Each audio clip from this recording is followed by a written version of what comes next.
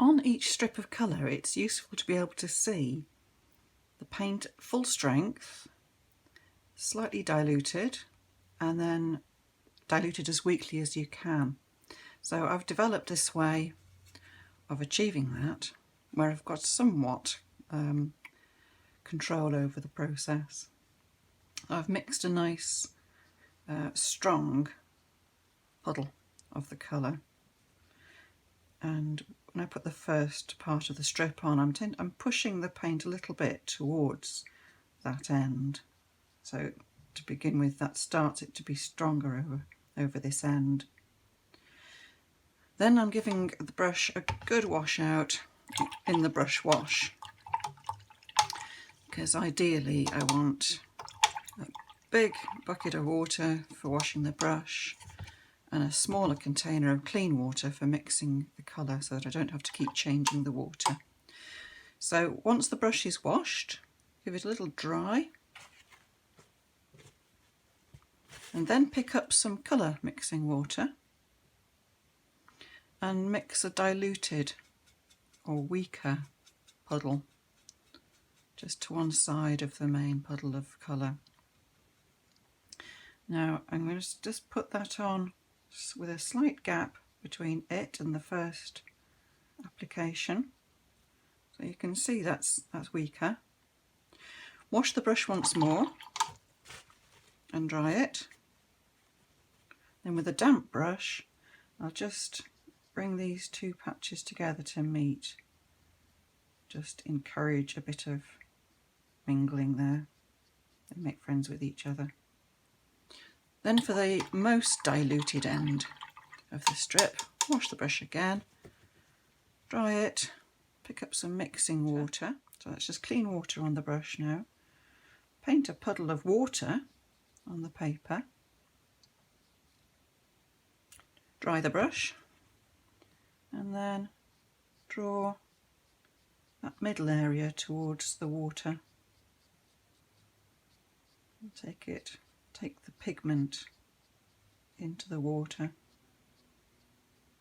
Just a little bit of fiddling sometimes required to get the full range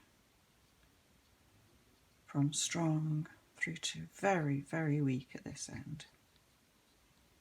And it could be that you might need to go back to some strips, like this olive green. I might just put another layer of olive green, a strong olive green at this end, which I did also with the Viridian. I put a little bit more at this end of the Viridian once it had started to dry.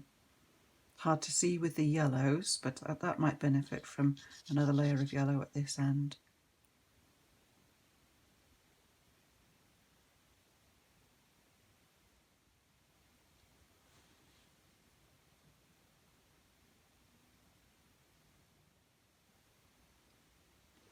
Well, the usual way to make watercolour paler is to add more water to the colour. As you can see from all the samples of colour, where there's more water in it, the colour is lighter in tonal value. But most paint boxes also do include a pan of white, and it can be useful for creating some really lovely effects. For example, if you've got if you want to paint clouds into a sky, you may have your sky colour painted and it's wet, and you bleed some white paint into the wet colour, wet blue for example. You can get some amazing cloud effects. Or when your paint is dry, maybe you've painted the sea or a snowy landscape and you just want to flick on some dots of white. That can look extremely effective. So let's try it out on this ink line I've put down at the bottom. So I want to get a really strong mixture to see how opaque I can make this white. It'll cover up my line of ink.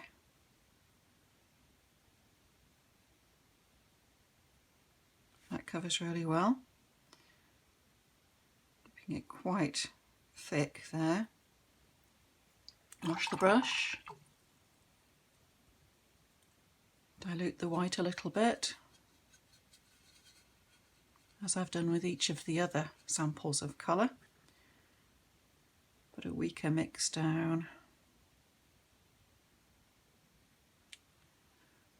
Wash and dry the brush. Join those together.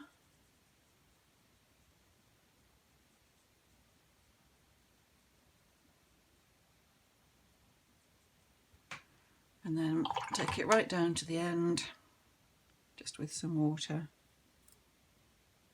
I've used, dry the brush, I've used a waterproof pen so that the ink doesn't run into the paint.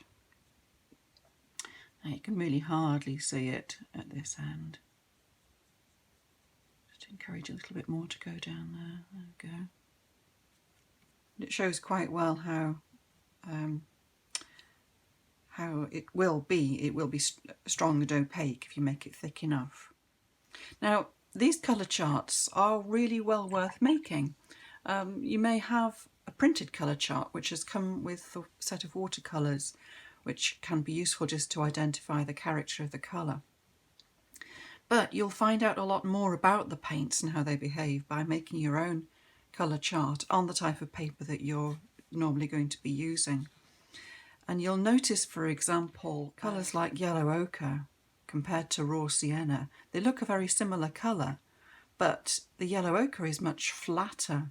Raw sienna shows the texture of the paper much more. You can actually see the little hollows in the paper where the raw sienna has sunk into those hollows, where the pigment has settled, whereas the yellow ochre, which is a much more opaque sort of pigment, just covers the surface of the paper more smoothly, as does olive green and sap green when compared to viridian. You'll also find out which colours are easier to activate from the pans.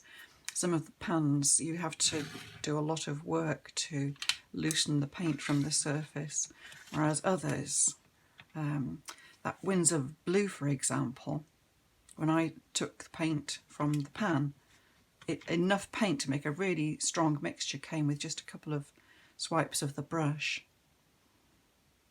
Whereas the raw umber, I had to do quite a lot of working away at the surface of the pan to get enough paint into the water. So some pigments are stronger than others.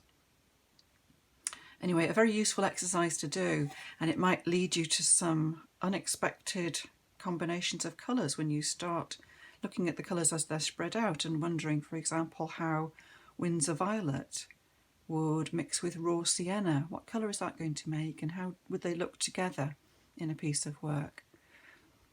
So then the next thing you can do is to make colour charts which include a mixture of every pair of colours that you can make out of your watercolour box. But of course that's a much longer exercise to do. But from time to time, take a pair of colours and explore the full range of their mixtures. It's well worth knowing.